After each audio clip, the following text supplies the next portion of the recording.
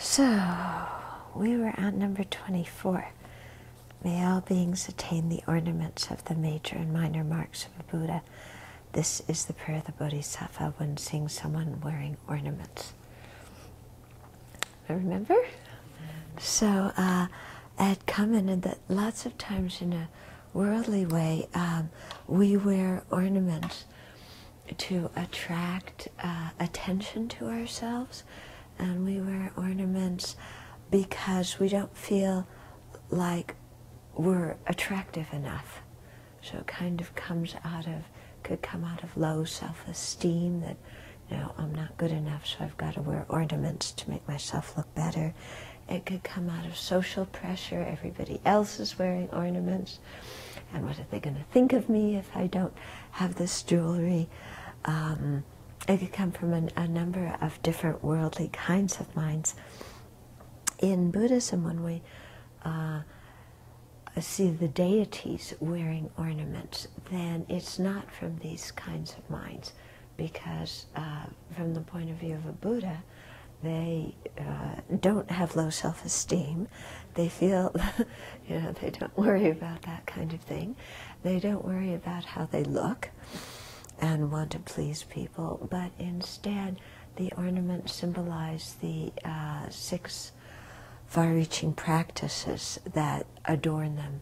So to think of your mind being adorned by the 6 far-reaching practices, that's what the symbolism is. Wait, we finished that one already, didn't we? We were on the major and minor marks. Okay. So then, okay, wait a minute. Yeah, it was attaining, may all beings attain the ornaments of the major and minor marks of the Buddha. Okay. So the major and minor marks, sometimes it's also translated as the signs and marks of a Buddha. And these are 32 signs and 80 marks of a fully enlightened one. And they're described in the Abbey Dharma? I'm not sure. But they're certainly mentioned in the sutras. They actually come from pre-Buddhist culture, because in the ancient Indian culture, they had the idea that people who had high realizations, these were shown, this could be seen also physically, because they had special physical signs. And so this kind of belief got adopted into Buddhism, and so the Buddha too was said to have these 32 signs and 80 marks. And so some of them, we see when we look at the Buddha, the crown protrusion is one, the Usnisha, and each of them is described as having a particular cause. In other words, something that the Buddha practiced for many eons on the path of a bodhisattva that enabled him to get these particular signs. So you have the Usnisha, and that's why whenever we see the picture or the statue of the Buddha with, the Usnisha, it's not because somebody clunked him on his head and he has a lump on his head. Many people ask that, why does the Buddha have this lump on his head? Okay, and it's also why the Buddha, if you look at the statues, has blue hair. Actually the Buddha was a monastic. He shaved his head. But in the statues is shown as having blue hair, each one coiled, I think clockwise, each hair coiled individually. Okay? And this is because that is one of the signs, and marks of a fully enlightened one. It's not that the Buddha, when he was alive, had blue hair and he grew his hair long and everybody else cut it short.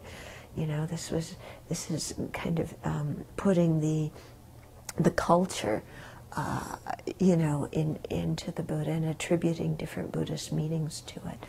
The curl in the center of his eye that we often see, that in the deities got transformed into a third eye, that also is a hair that can go out as far as the end of the universe and radiate light and so on, and that's one of the marks.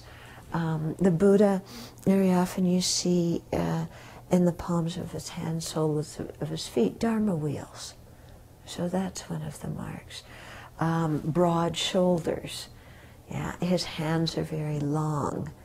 You know, there's all these different things that the Buddha has. There's, you know, the number of his teeth, the arrangement of his teeth.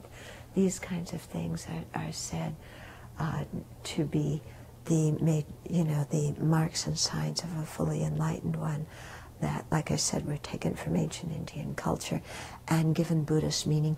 And it's quite interesting to read in the scriptures the specific cause that the Buddha created to attain each one of these, because it again reminds us of causes that we too need to practice.